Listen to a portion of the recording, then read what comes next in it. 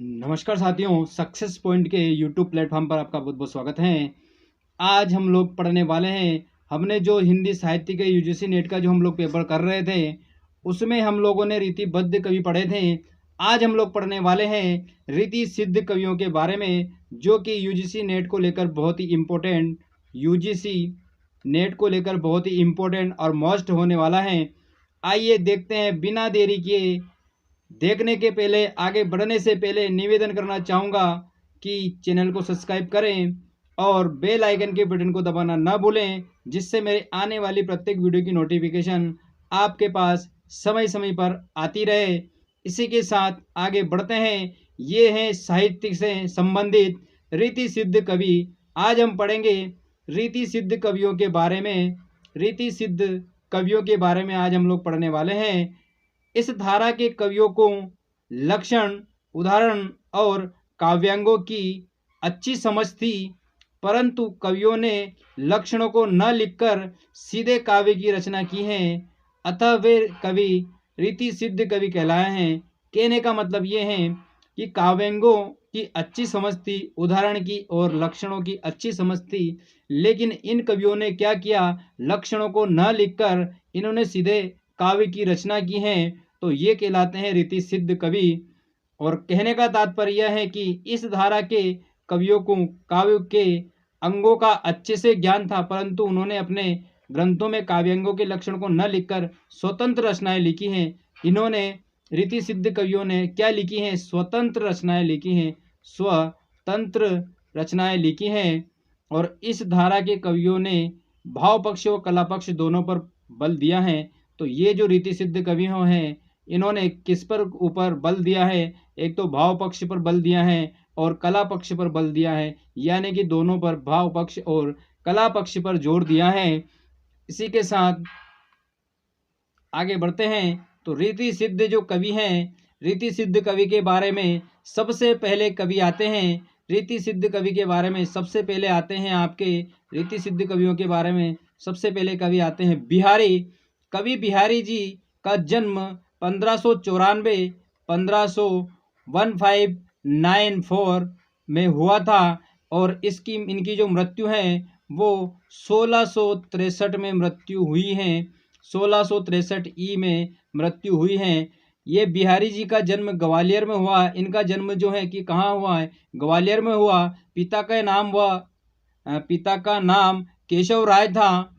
रीतिकालीन कवियों में बिहारी का श्रेष्ठ स्थान है। कहने का मतलब ये है कि रीति सिद्ध जो कवि हैं, इनमें बिहारी का श्रेष्ठ स्थान है। और इनका एकमात्र ऐसा ग्रंथ है बिहारी सतसई। इनका एकमात्र ग्रंथ है बिहारी सतसई, जिसमें 713 दोहे हैं। 713 जो हैं क्या हैं, 713 दोहे हैं। ग्रियर्सन ने इनकी रचना के बारे में कहा है कि यूरोप में बिहारी सतसई का समकक्ष कोई रचना नहीं हुई है। तो ये जो है गियर्सन ने कहा है 713 दोहे हैं और 719 दोहे और चौपाई मिलकर टोटल जो हैं 719 हैं। ये चीज़ पे कंफ्यूजन होता है, ध्यान रखना, सिर्फ दोहे 713 ही हैं और 719 अगर प्रश्न आता है तो टोटल ही इसके भाग है, जैसे उसमें कुछ चौपाई भी हैं, छंद भी हैं, तो ऐसे करके 719 कुछ कुल हैं। इसी के साथ देखते हैं अगले कवि आते हैं आपके। अगले कवि हैं रसनिधि। कवि रसनिधि अगले कवि हैं। दतिया राज्य के बरौनी क्षेत्र में जमींदार पृथ्वी सिंह रसनिधि नाम से रचना करते थे। ये जो है कि जमींदार परिवार में रसनिधि के नाम से रचना करते थे। इनका प्रसिद्ध ग्रंथ जो है वो रतन हजारा है। रसनिधि का जो प्रसिद्ध ग्रंथ है वो रतन हजारा है। यह ग्रंथ बिहारी सतसई को आदर्श मानकर लिखा गया है। ये जो ग्रंथ है बिहारी सतसई को आदर्श मानकर लिखा गया है और रतन हजारा ग्रंथ भी दोहा पद्धति में लिखा गया है। ये रतन हजारा जो ग्रंथ है ये भी किस में लिखा गया है, दोहा पद्धति में लिखा गया है। अगले आते हैं नृपशंभु। तो नृपशंभु जो है, नृपशंभु के बारे में अधिक जानकारी प्राप्त नहीं है। इनकी तीनों रचनाएं हैं नायिका भेद, नक्षिक और सात सप्तक। इनकी 3 रचनाएं देखने को मिलती हैं अधिकतर, नायिका भेद, नक्षिक और सात सप्तक। इनकी रचनाएं देखने को मिलती हैं। इसी के साथ अगले जो हमारे कवि हैं वो हैं नेवाज। नेवाज जो हैं 1739 में जन्म हुआ था, मृत्यु इनकी ज्ञात नहीं है। नेवाज महाराजा छत्रसाल के समकालीन थे। इनकी रचनाएं शकुंतला नाटक हैं, छत्रसाल विरुद्धावली हैं। इनकी दो प्रमुख अति फुटकर श्रृंगार परक छंद भी मिलते हैं। इतना इम्पोर्टेंट भाग नहीं है। इनकी दो रचनाएं आप याद रखना है, शकुंतला और छत्रसाल विरुद्धावली। इनकी दो प्रमुख रचनाएं हैं नेवाज की। और अगले आते हैं बहुत ही मोस्ट और इम्पोर्टेंट, जो कि सेनापति जी हैं। सेनापति, कवि सेनापति का जन्म पूछा जाता है 1584 में इनका जन्म हुआ था और इनकी मृत्यु हुई थी 1688 में सेनापति की मृत्यु हुई थी। इसी के साथ आगे बढ़ते हैं। अगले आते हैं आपके रीति मुक्त कवि। हमने पढ़े हैं रीतिबद्ध कवि, रीति सिद्ध कवि, और फिर आते हैं आपके रीति मुक्त कवि आते हैं। तो रीति मुक्त कवि में देखते हैं, पहले इनकी डेफिनेशन देख लेते हैं कि रीति मुक्त कवि क्या क्या है, कौन कौन है, कैसे कैसे क्या है, इनकी डेफिनेशन है, इन्होंने लक्षणों को और उदाहरणों को लिया कि नहीं लिया है। तो रीति मुक्त कवि के बारे में देखते हैं। वे कवि जो काव्य शास्त्र ग्रंथों के आधार पर अपनी रचनाएं नहीं लिख रहे हैं, अर्थात इस धारा के कवि शास्त्रीय पद्धति से कहीं कहीं जुड़े थे, परंतु लोक रुचियों और वियोग श्रृंगार पर ध्यान दे रहे थे, अतः ये रीति मुक्त कवि है। कहने का मतलब ये है कि इन्होंने ना ही लक्षण ग्रंथों के ऊपर रचनाएं की हैं, ना ही इनके काव्यांगों की रचनाएं की हैं। ये रीति मुक्त कवि हैं। ऐसे कवि जिन्होंने इनको, ये उनके कवि तो थे, ये उस पद्धति से कहीं कहीं जुड़े तो थे, उस धारा से जुड़े थे, लेकिन उन्होंने उसके बंधन में रहकर कोई कविताएं या कोई काव्य नहीं लिखा है। यानी कि ये जो कवि कहलाए हैं ये रीति मुक्त कवि कहलाए हैं। ये जो कवि कहलाए हैं रीति मुक्त कवि कहलाए हैं। रीति मुक्त कवि के बारे में पढ़ते हैं। रीति मुक्त कवि के बारे में जो कवि हैं, सबसे पहले कवि हैं हमारे घनानंद जी, बहुत ही मोस्ट और इम्पोर्टेंट है। इनके ऊपर से प्रश्न बनते हैं, इनके नाम से प्रश्न बनते हैं कि इनका जन्म 1689 और मृत्यु जो हुई है 1739 में इनकी मृत्यु हुई है। घनानंद इस काव्यधारा के प्रमुख कवि हैं। घनानंद रीति मुक्त जो काव्यधारा है इसके प्रमुख कवि के रूप में जाने जाते हैं। ये दिल्ली के बादशाह मोहम्मद शाह के यहाँ मीर मुंशी थे। दिल्ली के बादशाह मोहम्मद शाह के यहाँ पर क्या थे, ये मीर मुंशी थे।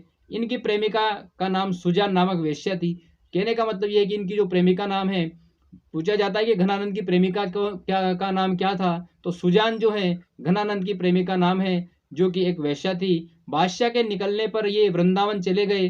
बादशाह ने इनको क्या किया, निकाल दिया। तो ये फिर कहाँ गए, वृंदावन चले गए और निम्बार्क संप्रदाय में ये वैष्णव हो गए। मुख्य रूप से इनकी दो प्रकार की रचनाएं मिलती हैं, लौकिक श्रृंगार और भक्ति परक।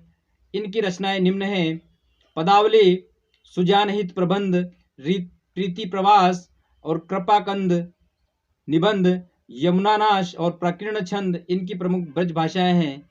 और इनकी जो भाषाएं हैं वो ब्रज भाषाएं हैं। ये वृंदावन गए थे, बादशाह के यहाँ से दरबार से निकालने के बाद ये कहाँ चले गए, वह वृंदावन चले गए और निम्बार्क संप्रदाय के वैष्णव में ये वैष्णव हो गए। इन्होंने वैष्णव धर्म अपना लिया गया है।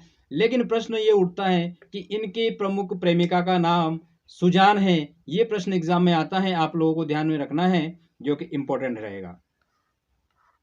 इसी के बाद आते हैं ठाकुर। ठाकुर जो है इनका जन्म 1774 और 1823 में इनकी मृत्यु हुई थी। और ठाकुर जो है ये ठाकुरदास बुंदेलखंड के निवासी थे। और बुंदेलखंड के जो निवासी थे, अगले आते हैं आपके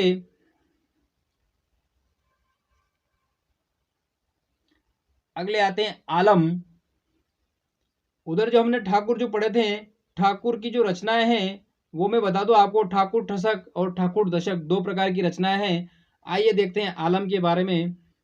कवि आलम जो है, आलम का प्रारंभिक नाम लालमणि था। ये प्रश्न आता है कि लालमणि किसका प्रारंभिक नाम था। लालमणि जो है किसका प्रारंभिक नाम था, तो मुस्लिम महिला से विवाह के लिए इन्होंने अपना धर्म परिवर्तन किया था।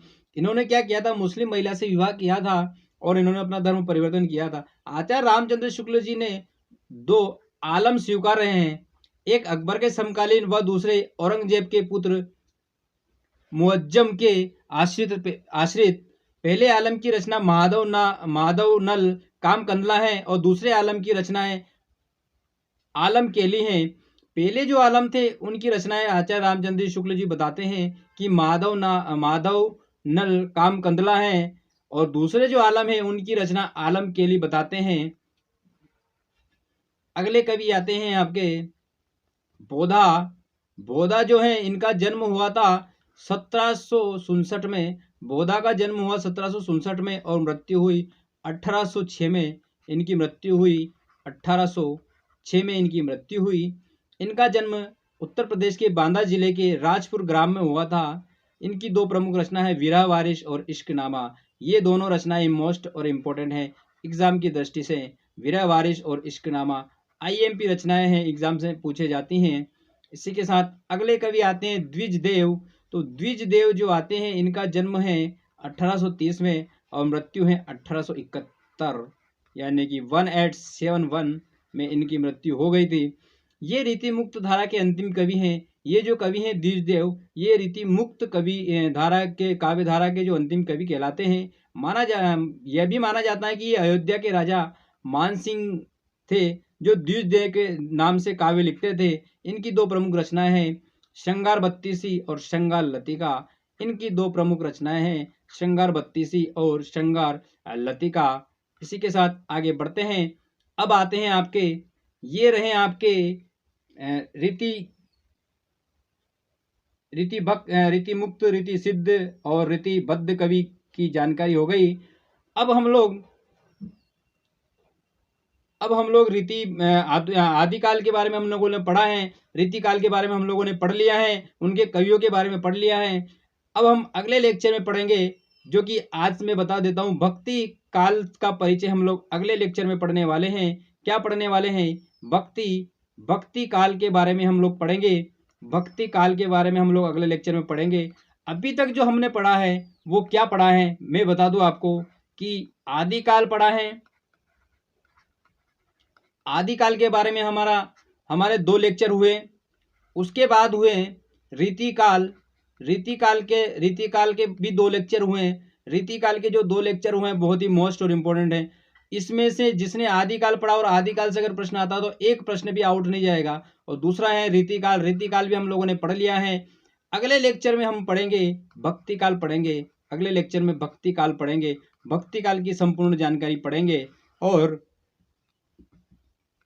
फिर इनके एमसीक्यूज हम लोग एक एक चैप्टर वाइज एमसीक्यूज लगाएंगे, जो कि बहुत ही मोस्ट और इम्पोर्टेंट होने वाले हैं। और अभी एग्जाम में टाइम है तो हम लोग बहुत ही डिटेल से पढ़ रहे हैं। अभी तक जिसने चैनल सब्सक्राइब नहीं किया है वो चैनल सब्सक्राइब करें और बेल आइकन के बटन को दबाना ना भूलें, जिससे प्रत्येक वीडियो की नोटिफिकेशन आपके पास पर्याप्त समय पर सही समय पर पहुंच जाए।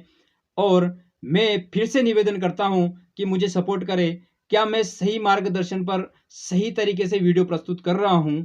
और कमेंट्स में बताइए कि मुझे क्या मेरे अंदर सुधार करना है और क्या मैं आपको और अच्छे तरीके से अच्छे टॉपिक पर वीडियो या प्रस्तुत करूं। आप अपनी कमेंट्स, अपनी राय मुझे कमेंट्स में जरूर दें।